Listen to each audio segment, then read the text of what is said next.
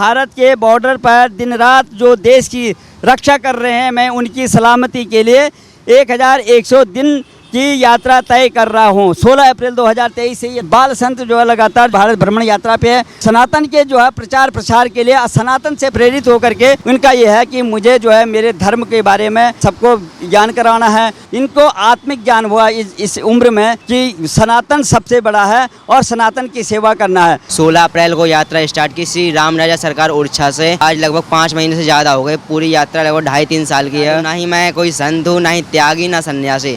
मैं एक छोटा सा भगवान का भक्त हूँ, अपने रघुवर का हूँ। भगवान जैसे मुझे स्वीकार करे मैं वैसा हूँ। श्री रामचरितमानस है जो कि मनुष्य को जीना सिखाती है कि मनुष्य को किस तरह जीना चाहिए। और कुछ लोग करते हैं फाड़ने की बात करते हैं, तो कृपया मिटाने की बात करते हैं, वही ना मिट जाए। बस यही मेरी भगवान से प्रार्थना है। रास्ते में अभी चल रहे थे तो हमें एक साधु मिले, अभी कम उम्र है, लेकिन वो सनातन को देख करके इतने प्रभावित हुए, उन्होंने जो है पूरे भारत भ्रमण का जो है संकल्प किया।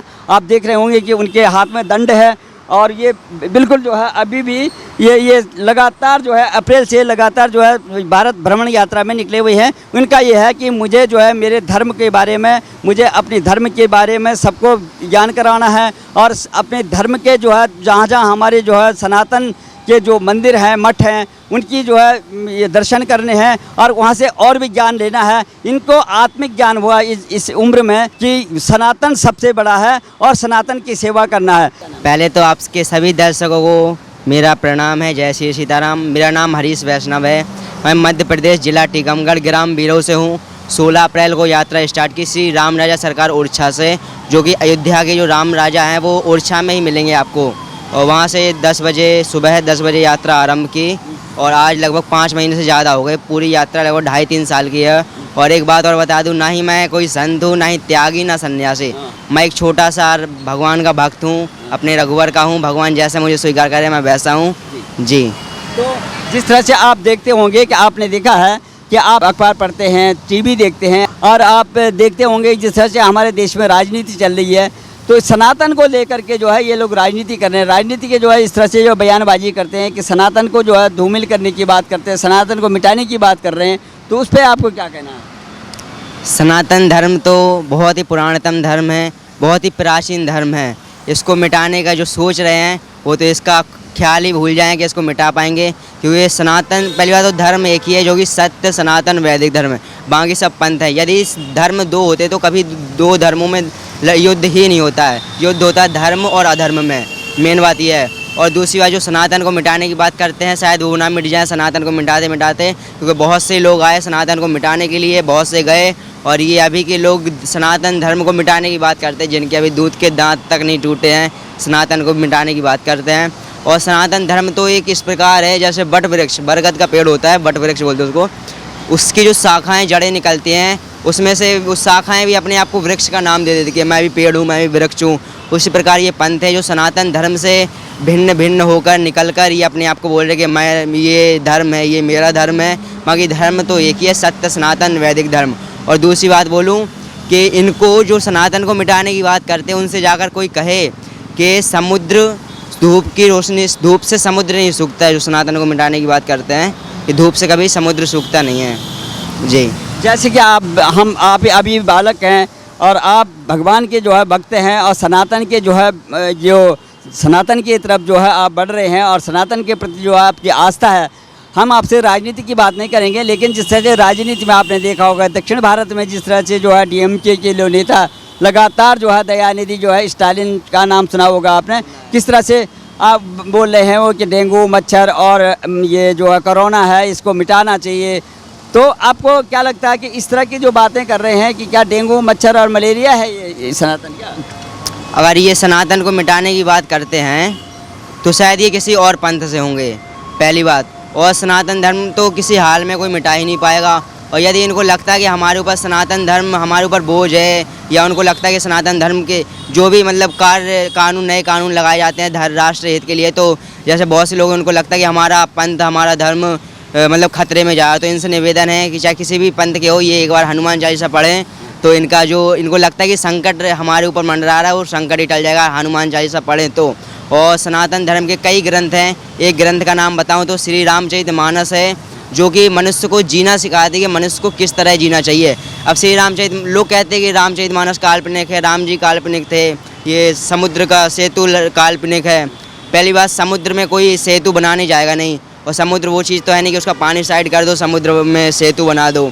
और दूसरी बात, मानव लोग की कल्पना है कि सोचते हैं कि काल्पनिक है, वैसे भगवान राम ने सेतु बनाया था ना लंका पे जाने के लिए, तो उसको मानते हैं आपके जो राम सेतु है? अगर जो भी सुन रहा है मेरा, वो खुद सोचे, एक बार अपने माइंड में सोचे कि समुद्र का पानी साइड करके तो सेतु बनाएंगे नहीं उसमें, है ना।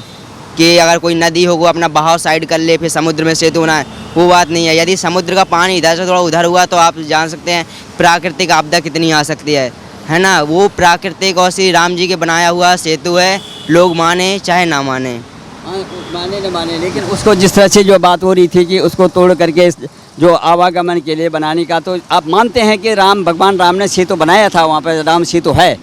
जी, राम भगवान ने सेतु बनाया था। ये रामचरितमानस में नहीं, कई ग्रंथों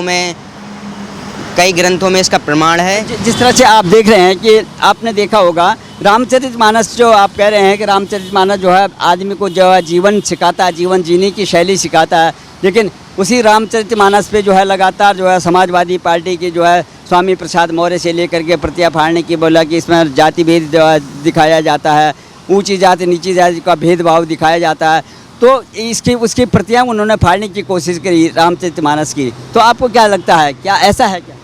पहली बात तो रामचरितमानस जो है जातिवाद फैलाता नहीं है, पहली बात है। और दूसरी बात, रामचरितमानस को एक बार ये पढ़ के देखें, ये पढ़ेंगे क्या, इनके बाप दादाओं ने रामचरितमानस पढ़ी नहीं होगी, ये फाड़ने की बात करते हैं। रामचरितमानस तो जीवन की शैली बताती कैसे जीना है।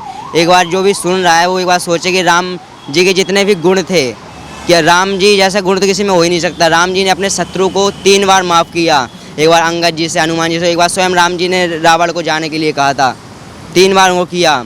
और भाई के साथ कैसा संबंध रखना चाहिए, माता के साथ कैसा, वो तो मर्यादा पुरुषोत्तम, उनसे जीना, जीवन किस तरह जीना है उनसे सीखना चाहिए। और कुछ लोग करते हैं फाड़ने की बात करते हैं, तो कृपया मिटाने की बात करते हैं, वही ना मिट जाए, बस यही मेरी भगवान से प्रार्थना है। अब जब हम बात करते हैं कि बिहार के जो शिक्षा मंत्री हैं, उन्होंने कहा है कि रामचरितमानस जो है ना पोटेशियम साइनाइड है, और जिनके कंधों पे जो है बच्चों को सिखाने की बात है वो शिक्षा मंत्री हैं ये बिहार के चंद्रशेखर जी। रामचरितमानस की बात तो बहुत दूर है, हनुमान चालीसा में ही जो वैज्ञानिक अभी खोज रहे हैं कि सूर्य की पृथ्वी से दूरी कितनी है, हनुमान चालीसा में बताया गया, युग सहस्त्र योजन पर भानु लील्यो ताहि मधुर पल जानू। और ये मिटाने की बात करते हैं। एक बार अगर रामचरितमानस पढ़ लेंगे तो इनको समझ में आएगा रामचरितमानस है क्या, और शायद इनके पूर्वजों ने पढ़ी नहीं होगी, इसलिए ये रामचरितमानस का विरोध कर रहे हैं। देखिए कितने जो है छोटी उम्र में इनको जो है ये आध्यात्म ज्ञान हुआ, और कितने बड़ी बातें बोल रहे हैं। और उन नेताओं के लिए ये शिक्षा लेनी चाहिए कि जिनको जो है इतना बड़ा जो है पैचड़ हो गया है, इतना ये हो गया, इसके बावजूद भी ये यात्री जो है देखो पैदल यात्रा कर रहे हैं, भारत भ्रमण या तीर्थ यात्रा पर हैं, और भारत के बॉर्डर पर दिन रात जो देश की रक्षा कर रहे हैं, मैं उनकी सलामती के लिए 1100 दिन की यात्रा तय कर रहा हूँ। 16 अप्रैल 2023 से ये लगातार ये संत जो है, ये बाल संत जो है लगातार जो है भारत जोड़ो यात्रा पे, भारत भ्रमण यात्रा पे है। सनातन के जो है प्रचार प्रसार के लिए, सनातन से प्रेरित होकर के इनको आत्मिक ज्ञान हुआ इस उम्र में कि सनातन सबसे बड़ा है और सनातन की सेवा करना है।